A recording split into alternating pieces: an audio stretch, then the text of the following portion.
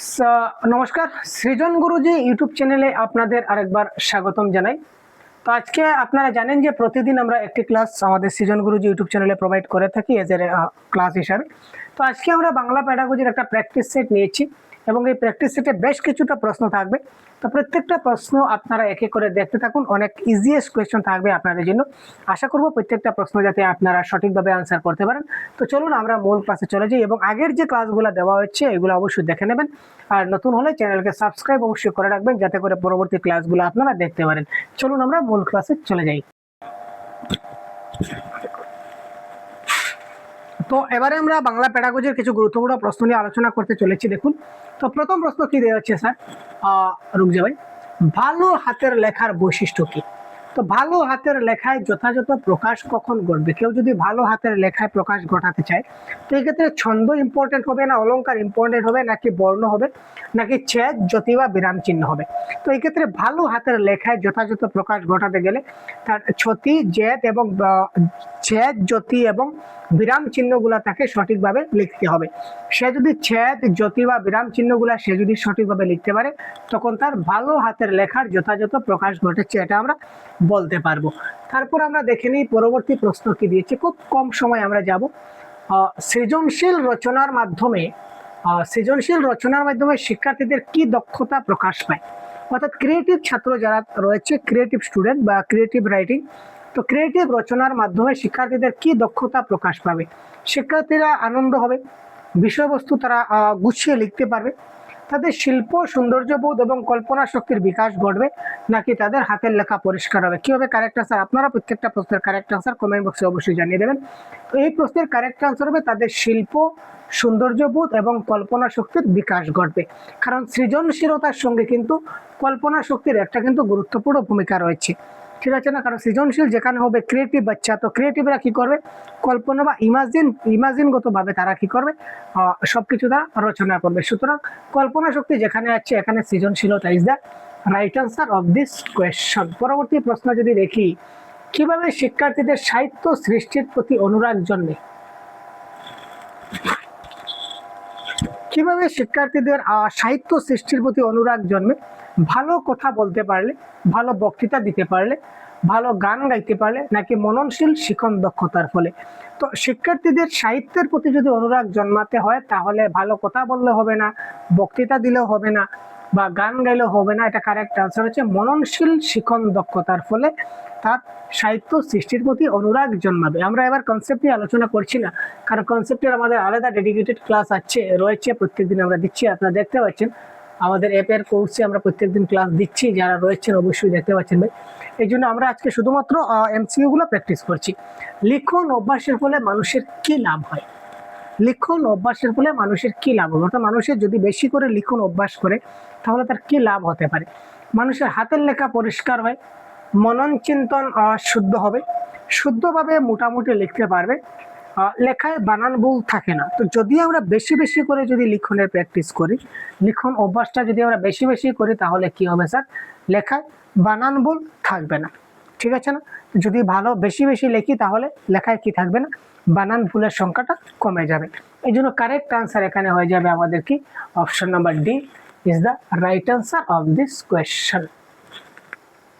মানুষ কিভাবে প্রজ্ঞাবান হয়, অর্থাৎ মানুষ কিভাবে জ্ঞানী হয় যদি আমরা বলি, তো মননের মাধ্যমে, চিন্তনের মাধ্যমে, গভীর মনন এবং চিন্তন সহ লেখার মাধ্যমে নাকি কিছু না লেখে শুধু চিন্তা করে?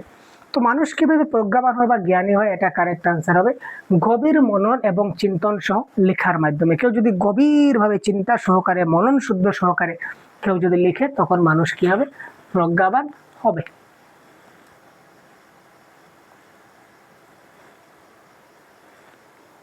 কি আয়ত্ত হলে শিক্ষার্থীদের নির্ভুল বর্ণ জ্ঞানের ধারণা জন্মাবে? কি আয়ত্ত করলে শিক্ষার্থীদের নির্ভুল বর্ণ জ্ঞানের ধারণা জন্মাবে? বর্ণগুলো আয়ত্ত হলে, বর্ণগুলা ঠিক মতো বলতে পারলে, বর্ণের ছাঁদ ও উচ্চারণ সম্বন্ধে স্পষ্ট ধারণা জন্মালে নাকি বর্ণগুলি ঠিকঠাক মতো পড়ে যেতে পারলে? তো এটা কারেক্ট আনসার কি হবে দেখুন, এটা কারেক্ট আনসার হবে শিক্ষার্থীরা নির্ভুল বর্ণজ্ঞান। তো নির্ভুল বর্ণজ্ঞান করতে গেলে তাকে বর্ণের ছাঁদ এবং বর্ণের যে উচ্চারণ সম্পর্কে স্পষ্ট ধারণা তার মধ্যে থাকতে হবে। যদি তার মধ্যে বর্ণের উচ্চারণ সম্বন্ধে স্পষ্ট ধারণা থাকে, তখন বর্ণ উচ্চারণ করার সঙ্গে সঙ্গে সে বর্ণটা সঠিকভাবে তার এই বর্ণের ধারণা জন্ম নেবে।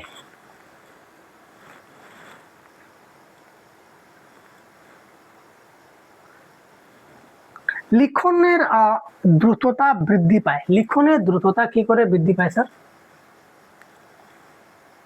লিখনের দ্রুততা কি করে বৃদ্ধি পাবে, অর্থাৎ লিখনের যে স্পিড আমরা বলতে পারি, হাতের লেখার যেটা স্পিডটা কি করে বৃদ্ধি পায় যদি আমরা বলি, বয়স বৃদ্ধির সঙ্গে সঙ্গে, শরীর বৃদ্ধির সঙ্গে সঙ্গে, শরীরে রোগের প্রকোপ বৃদ্ধি পেলে না উপরের সব কয়টি।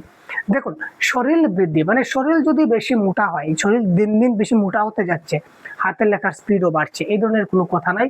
তো এটা নাই তো এটা হবে না, তাই না? শরীরের রোগ যদি বৃদ্ধি হয় তাহলে হাতের লেখা বৃদ্ধি পাবে, এটা কি কথা? সুতরাং কারেক্ট আনসার হচ্ছে বয়স বৃদ্ধির সঙ্গে সঙ্গে লিখনের দ্রুততাও বৃদ্ধি পাবে। Option number 1 is the right answer of this question. তারপর হচ্ছে লিখনের ক্ষেত্রে স্পষ্টতা হলো, লিখনের ক্ষেত্রে স্পষ্টতাটা আসলে কি? বাক্যের মধ্যে শব্দগুলির পরস্পর থেকে নির্দিষ্ট দূরত্বে অবস্থান, সাধু ভাষার ব্যবহার নাকি চলিত ভাষার ব্যবহার নাকি উপরের সব কয়টি। লিখনের ক্ষেত্রে স্পষ্টতা তখন আসবে যখন বাক্যের মধ্যে শব্দগুলির পরস্পর থেকে নির্দিষ্ট দূরত্বে অবস্থান করবে, অর্থাৎ একটা শব্দ থেকে আরেকটা শব্দের যেটা দূরত্ব আছে এখানে দেখতে পাচ্ছেন, এই লিখনের থেকে ক্ষেত্রে, তারপর স্পষ্টতা, তারপর হলো, এখানে প্রত্যেকটা একটা নির্দিষ্ট দূরত্ব আছে। এবার এখানে দূরত্ব থেকে যদি এখানে শুরু করি, আবার পরেরটা এখান থেকে শুরু করি, তাহলে এটা সৌন্দর্যটা থাকছে না। সুতরাং option number A is the right answer of this question. লেখার জন্য শিক্ষার্থীদের প্রয়োজন, লেখার জন্য শিক্ষার্থীদের কি প্রয়োজন স্যার? লেখার জন্য শিক্ষার্থীদের কিসের প্রয়োজন আছে? খাবারের প্রয়োজন, ঘুমের প্রয়োজন, খেলার প্রয়োজন নাকি আগ্রহের প্রয়োজন? তো লেখার জন্য শিক্ষার্থীদের খাবার, খেলা এবং ঘুম, তার চেয়ে বেশি প্রয়োজন আছে আগ্রহের, ইন্টারেস্ট। সে যদি লেখার প্রতি তার যদি আগ্রহ থাকে না, ইন্টারেস্ট থাকে না, তাহলে সে লিখবে না। সুতরাং এখানে কারেক্ট আনসার হচ্ছে লেখার জন্য শিক্ষার্থীদের আগ্রহের প্রয়োজন is the right answer of this question.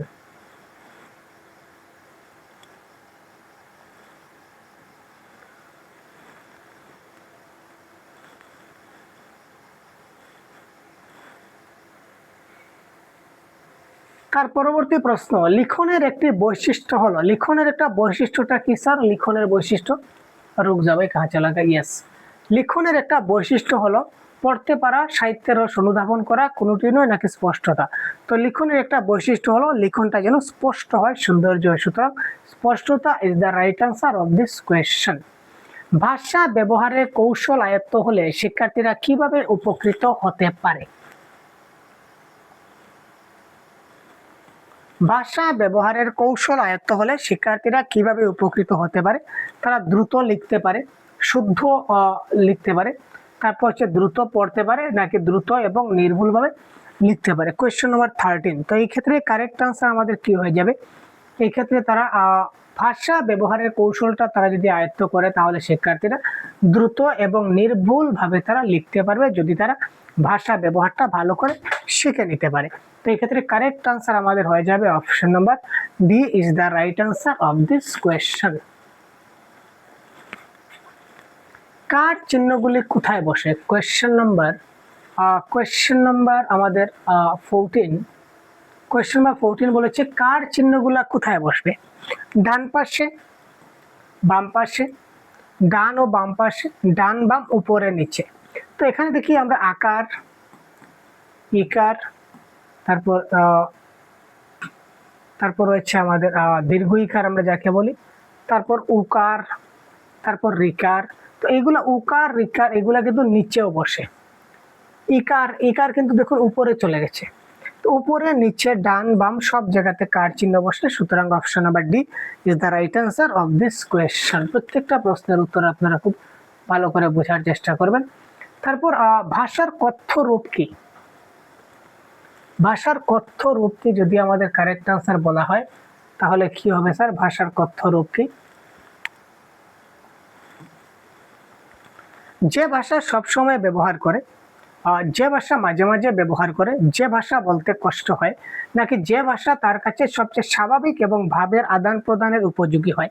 তো কথ্য ভাষা বা কথ্য রূপ বলতে যে ভাষায় আমরা কি করি, আমাদের ভাবের আদান প্রদান করি, তাই না? যে ভাষায় আমরা ভাবের আদান প্রদান করি ওই ভাষাকে, এবং যে ভাষাটা আমাদের কাছে সবচেয়ে স্বাভাবিক ওই ভাষাটাই হচ্ছে ভাষার কথ্য রূপ। সুতরাং অপশন নাম্বার ডি আমাদের এই ক্ষেত্রে কারেক্ট আনসার হয়ে গেল। আরোহী পদ্ধতিটি মনোবিজ্ঞান সম্মত পদ্ধতি, কারণ আরোহী যেটা পদ্ধতি মানে ইন্ডাকটিভ মেথড যাকে বলা হয়, তো ইন্ডাকটিভ মেথডটা হচ্ছে মনোবিজ্ঞান সম্মত পদ্ধতি, কারণ এটি অজানা থেকে জানায় যায়, বিমূর্ত থেকে মূর্তে যায়, জানা থেকে অজানায় যায়, নাকি বিশেষ থেকে সাধারণে যায়। অর্থাৎ আরোহী পদ্ধতি এখানে কোনটা প্রকাশ পেয়েছে, আরোহী পদ্ধতি অনুযায়ী নিচের কোনটি সঠিক? Question number 16।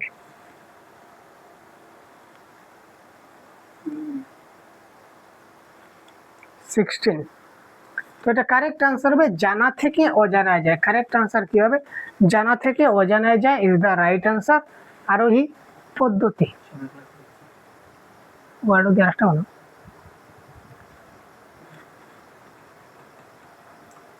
তো আমরা দেখে নিচ্ছি তার পরবর্তী প্রশ্ন, এগুলো গেছে।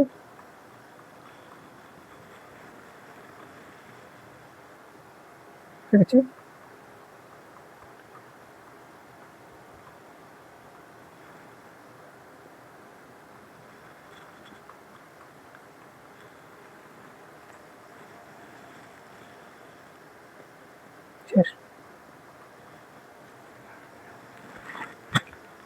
তারপর আমরা যদি দেখি তার পরবর্তী কোয়েশ্চেন নাম্বার 17 কি হবে?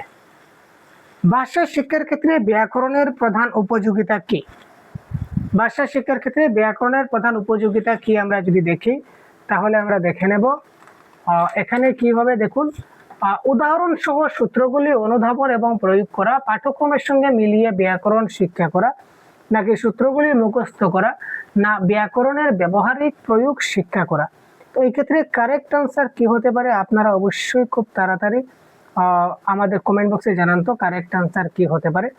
আশা করি আপনারা খুব ভালো করে কারেক্ট আনসারগুলো দিয়ে দিয়েছেন, আমরা জানি, এবং আমরা একটু দেখে নিচ্ছি আপনাদের কমেন্ট বক্সে, চেক করে নিচ্ছি যে আপনারা কারেক্ট আনসারগুলো কে কোনটা কারেক্ট আনসার দিচ্ছেন। এইগুলো আমরা এবার মিলিয়ে নেব, কারণ এইগুলো আমাদের মিলাতে হবে।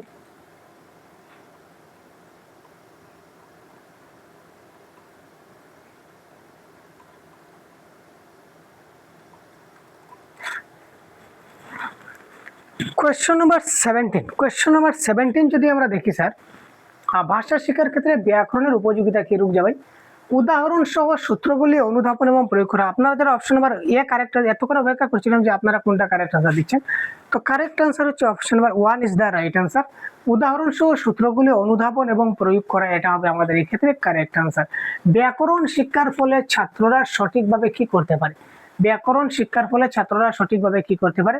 ব্যাকরণের জটিল নিয়মগুলি বুঝতে পারে, সঠিক বানান লিখতে পারে, উপযুক্তভাবে ভাষা ব্যবহার করতে পারে, না উপরের সবগুলি আয়ত্ত করে। কোয়েশ্চন নাম্বার 18 কি হতে যাচ্ছে কারেক্ট আনসার? এখানে দেখুন, ব্যাকরণ শিক্ষার ফলে জটিল নিয়মগুলো বুঝতে পারে, উপযুক্তভাবে ভাষা ব্যবহার করতে পারে, সুতরাং উপরের সবগুলি আয়ত্ত করে, এটা কারেক্ট আনসার। কারণ সঠিক বানান লেখারও কিন্তু ব্যাকরণগত নিয়ম রয়েছে। সুতরাং কারেক্ট আনসার হচ্ছে option number D is the right answer of this question. তারপর যদি আমরা দেখি স্যার, তারপর আমরা দেখব বিশ্লেষণ পদ্ধতি। বিশ্লেষণ পদ্ধতিতে কি করা হয় স্যার? সূত্রগুলিকে উদাহরণের সাহায্যে বারবার বিশ্লেষণ করা হয়, তারপর সূত্রগুলিকে মুখস্থ করানো হয়, উদাহরণগুলিকে মুখস্থ করানো হয়, সূত্র এবং উদাহরণকে মুখস্থ করানো হয়। এখানে বিশ্লেষণ পদ্ধতিতে বিশ্লেষণ করা হবে এই ক্ষেত্রে কারেক্ট আনসার। তাছাড়াও এখানে মুখস্থ করা রয়েছে, কাটবো, মুখস্থ থাকলে কাটি, আমরা জানি প্যাডাগজিতে যখন এই মুখস্থ থাকে তখনই কারেক্ট আনসার হয় না। তো তিনটা অপশন আলটিমেটলি এলিমিনেট হয়ে গেল। তো option number 1 is the right answer of this question. তারপর দেখি অবরোহী পদ্ধতির বৈশিষ্ট্য কি। একটু আগে আমরা দেখেছিলাম স্যার আরোহী পদ্ধতির বৈশিষ্ট্য, এবার আমরা দেখব অবরোহী পদ্ধতি। ভাষাই ব্যাকরণকে অনুসরণ করে, ব্যাকরণ ভাষাকে অনুসরণ করে, তারপর শিশু কিশোরের পক্ষে এটা উপযোগী, আর ব্যাকরণ পাঠকে আকর্ষণীয় করে। কি হতে যাচ্ছে কোয়েশ্চেন নাম্বার 20? তো 20 কারেক্ট আনসার মনে রাখবেন, এটা হচ্ছে ভাষাই ব্যাকরণকে অনুসরণ করে, এটা হবে এই ক্ষেত্রে কারেক্ট আনসার। অবরোহী পদ্ধতির বৈশিষ্ট্য হচ্ছে ভাষাই ব্যাকরণকে অনুসরণ করে। তারপরে পরের কোয়েশ্চন, ব্যাকরণ শিক্ষাদানের ক্ষেত্রে কোন বিষয়ের উপর নজর দিতে হবে? ব্যাকরণ শিক্ষাদানের ক্ষেত্রে কোন বিষয়ের উপর নজর দিতে হবে? কোয়েশ্চন নাম্বার 21, নির্ভুল এবং দক্ষতার সঙ্গে ভাষা প্রয়োগ, ব্যাকরণের সূত্রগুলি শেখানো, সূত্রস্থ উদাহরণ অধিগত করানো, না ভালোভাবে সূত্রগুলি বুঝিয়ে দেওয়া। তো ব্যাকরণ শিক্ষাদানের মূল নীতি যখন আমরা পড়েছিলাম ভাষা শিক্ষাদানের নীতি, এই ক্ষেত্রে আমরা ব্যাকরণ শিক্ষাদানের নীতি যে টপিকটা দেখিয়েছিলাম, এখানে আমরা বলেছিলাম যে ব্যাকরণ আমরা শিখি, কেন শিখি? যাতে নির্ভুল এবং দক্ষতার সঙ্গে ভাষাটাকে প্রয়োগ করতে পারি। নির্ভুলভাবে এবং দক্ষতার সঙ্গে আমরা ভাষাটা যাতে প্রয়োগ করতে পারি, তার জন্য আমরা ব্যাকরণ শিক্ষা গ্রহণ করি। তো এখানে বলেছে option number 1 is the right answer of this question accordingly. কোন শিক্ষার্থী বানান ভুল করলে শিক্ষক হিসাবে আপনি তাকে কি করবেন? কোন শিক্ষার্থী যদি বানান ভুল করে, তো এজ এ শিক্ষক আপনি কি করবেন? বকাবকি করবেন। আমরা কখনো শিক্ষার্থীকে বকাবকি করি না ভাই। কোয়েশ্চন নাম্বার 22, ভুল বানান কেটে সঠিক বানান লিখবেন। এটা আপাতত মেনে নিলাম। একেবারে এড়িয়ে যাবেন, আমরা এড়িয়ে যাব না, কারণ এটার প্রতি রেসপন্সিবল রয়েছে সে যে ভুল করেছে। বানানের কোথায় কি ভুল হয়েছে তা বুঝে নেবেন। Yes, correct answer option number C. বানানের কোথায় কি ভুল হয়েছে সেটা আমাদেরকে দেখতে হবে, তাকে বুঝিয়ে দিতে হবে। তো অপশন নাম্বার সি এই ক্ষেত্রে হয়ে গেল কারেক্ট অ্যান্সার। ভাষার উদ্দেশ্য কি? তারপর হচ্ছে কোয়েশ্চেন নাম্বার 23, ভাষার উদ্দেশ্য কি? সাহিত্যের সৌন্দর্যকে নষ্ট করা। আরে ভাই, ভাষার উদ্দেশ্য নষ্ট করা না, এটা এলিমিনেট। কোয়েশ্চেন নাম্বার 23, শিক্ষার্থীদের সাহিত্য পাঠকে নিরুৎসাহ করা। আমরা কখনো নিরুৎসাহ করি না, শুধু ব্যাকরণ শিক্ষা দেওয়া, শুধু আছে এটা কাটো। তো সুতরাং option number C correct answer. সাহিত্য পাঠের পথকে সুগম করা, এটা হবে আমাদের এই ক্ষেত্রে কারেক্ট অ্যান্সার। তারপর আমরা যদি দেখি কোয়েশ্চন নাম্বার 24, তো 24 আমাদের কি বলেছে? ব্যাকরণ শিক্ষার সিদ্ধান্ত বা সূত্র পদ্ধতির বৈশিষ্ট্য কি? ব্যাকরণ শিক্ষার সিদ্ধান্ত বা সূত্র পদ্ধতির বৈশিষ্ট্যটা কি? সূত্রগুলি মুখস্থ করা। আগে বলেছিলাম তার মুখস্থ করা হবে না, এখানে দেখি মুখস্থ করা আমাদের হবে না। তো সিদ্ধান্ত বা সূত্র পদ্ধতি কি? কোয়েশ্চন নাম্বার 24, ঠিক আছে। সূত্র এবং উদাহরণগুলো বুঝিয়ে দেওয়া, এখানে মুখস্থ করা হবে না, এটা হবে সূত্র বা উদাহরণগুলো বুঝিয়ে দেওয়া। এটা কারেক্ট অ্যান্সার হচ্ছে বুঝিয়ে দেওয়া। সূত্র বা উদাহরণ তাকে বুঝিয়ে দিতে হবে। তো অপশন নাম্বার ডি এই ক্ষেত্রে আমাদের কারেক্ট অ্যান্সার হবে। একটু ব্যতিক্রম হচ্ছে, এটা মুখস্থ হবে না, এটা বুঝিয়ে দিতে হবে। অবরোহী পদ্ধতির বৈশিষ্ট্য। অবরোহী পদ্ধতির বৈশিষ্ট্য কি? কোয়েশ্চন নাম্বার 25, আগে সূত্র পরে উদাহরণ। আচ্ছা, আগে উদাহরণ পরে সূত্র না, আগে উদাহরণ পরে সূত্র, এটা আরোহীতে ছিল। এটা কোথায় ছিল স্যার? এটা আমাদের আরোহীতে ছিল। শুধু উদাহরণ না, শুধু উদাহরণ হয় না, আর শুধু নিয়ম হয় না। সুতরাং আগে সূত্র পরে উদাহরণ, এটা হচ্ছে অবরোহী, আর আগে উদাহরণ পরে সূত্র, এটা হচ্ছে আরোহী। এটা আমরা মনে রাখবো। তারপর কোয়েশ্চন নাম্বার 26, অবরোহী পদ্ধতি তরুণ শিক্ষার্থীদের কাছে প্রযুক্ত নয়, তার কারণ কি? অবরোহী পদ্ধতিটা তরুণ যারা শিক্ষার্থী আছে তাদের কাছে এটা প্রযুক্ত বা উপযুক্ত নয়, তার কারণ রয়েছে এটি বেশি বিজ্ঞান নির্ভর। ও ভাই 26, বেশি বিজ্ঞান নির্ভর। তারপর হচ্ছে এতে উদাহরণের প্রয়োগ বেশি। অবরোহী পদ্ধতিতে উদাহরণই নাই ভাই, এটি মনোবিজ্ঞান নির্ভর না, এটি ছাত্রদের স্মৃতি শক্তির উপর নির্ভর করে। অবরোহী পদ্ধতিটা কি? এটা হচ্ছে রুল টু এক্সাম্পল, অর্থাৎ সূত্রের উপর ডিপেন্ড করে, সূত্র। তো আমরা এই ক্ষেত্রে ছাত্রদের সূত্র শেখাতে হয়, সূত্র মুখস্থ করাতে হয়, সুতরাং স্মৃতি শক্তির উপর বিশেষ চাপ দেওয়া হয় এবং ছাত্ররা এই মানে অতটুকু মেমোরিতে লোড নিতে পারে না, তার জন্য এটা প্রযুক্ত নয়। সুতরাং option number C is the right answer of this question. আরোহী পদ্ধতিতে কি করা হয়? দেখি একই ব্যাপার ভাই, আমরা আবার চলে আসলাম। আরোহী পদ্ধতিতে কি করা হয়? 27, আপনারা তাড়াতাড়ি দিন তো কমেন্ট বক্সে কারেক্ট আনসার। প্রথমে উদাহরণ দেওয়া হয়, রাইট? এইমাত্র বললাম প্রথমে উদাহরণ দেওয়া হয়, প্রথমে সূত্র বলা হয় অবরোহী, এইমাত্র যেটা আমরা আগের প্রশ্নতে বলেছিলাম। অবরোহী যেটা পদ্ধতি আছে, ডিডাকটিভ মেথড যাকে বলা হয়, ডিডাকটিভ মেথডে প্রথমে সূত্র দেওয়া হয়, শুধু বলে কিছু হয় না, এটা কাটো। কোনো উদাহরণ দেওয়া হয় না, এটাও কাটলাম। প্রথমে উদাহরণ দেওয়া হয়, এটা হচ্ছে ইন্ডাকটিভ মেথডে। ইন্ডাকটিভ মানে আরোহী পদ্ধতি। সুতরাং কারেক্ট আনসার হচ্ছে option number A is the right answer. আশা করি আপনারা বুঝতে পারছেন। এবং আপনাদের কোর্স অনুযায়ী আমাদের সহজগুরু ইউটিউব চ্যানেলে প্রত্যেকদিন ক্লাস চলছে, সঙ্গে সঙ্গে আমরা সহজগুরু অ্যাপেও কিন্তু আমরা প্রত্যেকদিন ক্লাস আপলোড করছি। আপনারা চাইলে প্লে স্টোর থেকে এই সহজ গুরু অ্যাপটা ডাউনলোড করে আপনারা কোর্সে জয়েন হতে পারেন স্বল্প পরিমাণ ফির মাধ্যমে। ভাষা হলো মানুষের নিজেদের মধ্যে ভাব বিনিময়ের সবচেয়ে গুরুত্বপূর্ণ বাহন। এই কথাটির বক্তাকে। ভাষা হচ্ছে মানুষের নিজেদের মধ্যে ভাব বিনিময়ের সবচেয়ে গুরুত্বপূর্ণ বাহন। এই কথাটির বক্তাকে লেনিন, স্টালিন, মার্কস নাকি চমস্কি? কোয়েশ্চন নাম্বার 28, এটার কারেক্ট আনসার হবে লেনিন। ভাষা হলো মানুষের নিজেদের মধ্যে ভাব বিনিময়ের সবচেয়ে গুরুত্বপূর্ণ যেটা মাধ্যম। ব্যাকরণ শিক্ষার ফলে ছাত্ররা সঠিকভাবে কি করে স্যার? ব্যাকরণ যখন শিক্ষা দেওয়া হয় তখন ব্যাকরণ শিক্ষার ফলে ছাত্ররা সঠিকভাবে কি করে? কোয়েশ্চন নাম্বার 29, এটা কারেক্ট আনসার হচ্ছে ভাষা ব্যবহার করতে পারে, ভালোভাবে গান গাইতে পারে, আবৃত্তি করতে পারে, গল্প বা কবিতার রস আস্বাদন করতে পারে। কারেক্ট আনসার ব্যাকরণ শিক্ষা হলে তারা সঠিকভাবে ভাষাটা ব্যবহার করতে পারে। সুতরাং correct answer option number A is the right answer of this question. Question number 30, শিক্ষণের জন্য একটি মূর্তন একান্ত প্রয়োজন। মূর্তন মানে বুঝতে পারছেন? মূর্তন মানে মূর্ত বস্তু বা অবজেক্ট, যেটাকে বলা হয় রিয়েল অবজেক্ট। মূর্তন মানে রিয়েল অবজেক্ট। এই উদ্দেশ্যে আমরা যে সকল বস্তু সামগ্রী বা কৌশল ব্যবহার করে থাকি সেটা হচ্ছে শিক্ষকের পেশাগত গুণাবলী, শিক্ষামূলক প্রদীপন, বানানের নির্ভুলতা নাকি হাতের লেখা? প্রশ্ন নম্বর 30, আমরা যখন শিক্ষা দান করি তখন কিছু মূর্তন ব্যবহার করি। মূর্তন বলতে রিয়েল অবজেক্ট, যেমন ধরুন এই কলম, এই জলের বোতল বলুন বা ইত্যাদি ইত্যাদি বিভিন্ন বাস্তব বস্তু আমরা কি করতে পারি? ইউজ করতে পারি। তো এটাকে বলা হয় শিক্ষামূলক প্রদীপন বা শিক্ষণ সামগ্রী, বা আমরা বলতে পারি টিএলএম। তারপর কোয়েশ্চন নাম্বার 31, শ্রবণ ভিত্তিক উপকরণের উদাহরণ হলো। শ্রবণ ভিত্তিক উপকরণের উদাহরণ কি? শ্রবণ ভিত্তিক মানে যে আমরা কানে যে শুনবো স্যার, কানে শোনার যে উপকরণ, এটার উদাহরণ কি? অভিনয়, টেলিভিশন, রেডিও না শিক্ষকের চার্টের বিবরণ দেওয়া? টেলিভিশনে আমরা শুনতেও পারি, দেখতেও পারি। অভিনয় আমরা দেখতে পারি, আবার অভিনয়ের মাধ্যমে যারা কথা বলছে শুনতে পারি, কিন্তু রেডিওর মাধ্যমে আমরা শুধুমাত্র শুনতে পারি, তাই না? সুতরাং শ্রবণ ভিত্তিক উপকরণ হচ্ছে radio is the right answer of this question.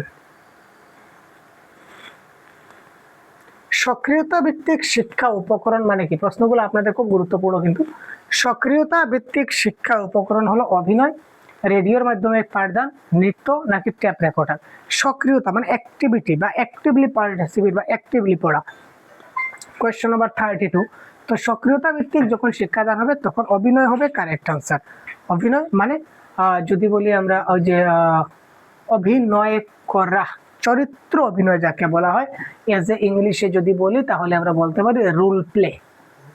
ঠিক আছে, রোল প্লে বা অভিনয় বা চরিত্র অভিনয়, ফলে সক্রিয়তা ভিত্তিক শিক্ষা হয়, কারণ ছাত্ররা এখানে অ্যাক্টিভলি পার্টিসিপেট করতে পারে, যার কারণে তারা জিনিসগুলো তারা মনে রাখার চেষ্টা করে। তথ্য ভিত্তিক কোনো কিছু পড়াতে প্রয়োজন হয়। আমরা যদি ছাত্রদের কোনো কিছু তথ্য ভিত্তিক পড়াতে চাই তাহলে আমাদের কি প্রয়োজন হবে? মডেলের দরকার আছে, ব্ল্যাকবোর্ডের দরকার আছে, চার্টের দরকার আছে নাকি মানচিত্রের দরকার আছে? কোয়েশ্চন নাম্বার 34 কি হতে পারে কারেক্ট আনসার? 34 তথ্য আমরা কোথায় দেখাতে পারি? আমরা যে কোনো একটা চার্টের মাধ্যমে আমরা তাকে তথ্যটা দেখাতে পারি। ক্লিয়ার? তারপর যদি আমরা বলি 35, শিক্ষামূলক উপকরণগুলিকে কয়টি ভাগে ভাগ করা যায়? কোয়েশ্চন নাম্বার 35, তো শিক্ষামূলক উপকরণগুলিকে মূলত আমরা 3 ভাগে ভাগ করতে পারি। কোথায় গেল ভাই? রুক যা ভাই। শিক্ষামূলক উপকরণকে আমরা মূলত 3টা ভাগে ভাগ করতে পারি। একটা হচ্ছে দৃশ্যমূলক উপকরণ, আরেকটা হচ্ছে শ্রাব্য উপকরণ, আরেকটা হচ্ছে দৃশ্য শ্রাব্য উপকরণ। অর্থাৎ যেটা দেখা যায় টিএলএম, যেটা শোনা যায় টিএলএম, আর যেটা দেখাও যায় শোনাও যায় টিএলএম। এই প্রধান 3টা ভাগে আমরা তাকে কি করতে পারি? ভাগ করতে পারি। এগুলির মধ্যে কোনটি দৃশ্য শ্রাব্য উপকরণের মধ্যে পড়ে? মানে আমরা দেখতেও পাই এবং শুনতেও পাই। আচ্ছা স্যার, রেডিওতে আমরা শুধু শুনতে পাই, দেখতে পাই না, এটা ক্যান্সেল করো। গ্রামোফোন রেকর্ডার, এটা শুধু শোনা যায়, দেখার জন্য নয়। কিন্তু টেলিভিশন বা টিভি, যখন আমরা টেলিভিশন আর স্লাইড শুধু এই যে আপনারা স্লাইডগুলো দেখতে পাচ্ছেন, এগুলা শুধু দেখা যায় কিন্তু শোনা যায় না। তো দৃশ্য শ্রাব্য হচ্ছে টেলিভিশন। টেলিভিশন কি করা হয় আমাদের? দৃশ্য শ্রাব্য, আমরা দেখতেও পারি এবং শুনতেও পারি। কোন উপকরণটি শিক্ষার্থীদের সহজে পাঠ্য বিষয় আয়ত্ত করতে সাহায্য করে? সহজে আমরা পাঠ্য বিষয়টা আয়ত্ত করতে পারি কোন ধরনের উপকরণের মাধ্যমে? শ্রাব্য উপকরণ, দৃশ্য শ্রাব্য, না দৃশ্যযোগ্য নাকি পাঠ্যযোগ্য উপকরণ? 37। কোন উপকরণ? পাঠ্য বিষয়। তো আমি যে পাঠটা পড়াচ্ছি আপনাদের, ওই পাঠ রিলেটেড টিএলএম ইউজ করব, তখন না পাঠটা ভালো করে বোঝা যাবে। তো পাঠযোগ্য উপকরণ হবে এই ক্ষেত্রে কারেক্ট আনসার। আমি পাঠটা বুঝাচ্ছি এবং এই পাঠ রিলেটেড যে কোনো টিএলএম আপনাদের যদি ইউজ করে বোঝাই, তাহলে আপনি খুব ভালো করে বুঝতে পারবেন। সুতরাং এটাকে বলা হয় পাঠ্যযোগ্য উপকরণ। Is the right answer of this question. শিক্ষণীয় বিষয়কে মুক্ত করার জন্য শিক্ষক ব্যবহার করেন। শিক্ষণীয় বিষয়কে যদি আমরা মুক্ত করতে চাই, শিক্ষণীয় বিষয়কে মুক্ত করার জন্য শিক্ষক ব্যবহার করেন, কি ব্যবহার করেন? শিক্ষা উপকরণ, ব্ল্যাকবোর্ড, প্রশ্ন উত্তর নাকি চক ডাস্টার? শিক্ষণীয় বিষয়কে যদি আমরা মুক্ত করতে চাই তাহলে আমরা কি করতে পারি? আমরা শিক্ষা উপকরণ ব্যবহার করতে পারি, অর্থাৎ টিএলএম ব্যবহার করতে পারি, এবং সেই টিএলএম এর মাধ্যমে আমরা কি করতে পারি? তাদেরকে খুব ভালো করে বুঝিয়ে দিতে পারি। পাঠ্যপুস্তক কাদের কাজে লাগে? পাঠ্যপুস্তক কাদের কাজে লাগে স্যার? শিক্ষার্থীদের কাজে লাগে, শিক্ষকদের কাজে লাগে, সব মানুষদের কাজে লাগে, নাকি শিক্ষার্থী এবং শিক্ষক উভয়ের কাজে লাগে? কারেক্ট আনসার হচ্ছে অপশন নাম্বার সি। পাঠ্যপুস্তক শিক্ষার্থীদেরও লাগে এবং শিক্ষকেরও লাগে। Question number 39। তারপর হচ্ছে কোয়েশ্চেন নাম্বার 40। খুব তাড়াতাড়ি আমরা দেখার চেষ্টা করছি। ফেনাল বোর্ড পাঠদানের সময় ব্যবহার করার কারণ কি? ফেনাল বোর্ড আমরা কেন ব্যবহার করি?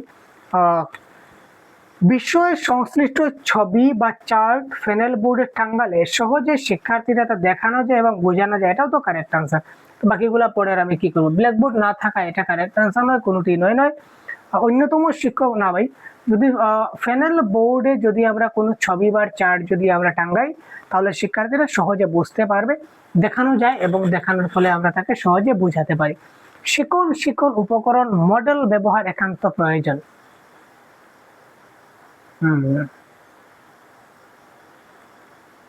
শিক্ষণ উপকরণ হিসাবে মডেল ব্যবহার একান্ত প্রয়োজন। এটা মডেল কাদের জন্য প্রয়োজন ভাই? 41।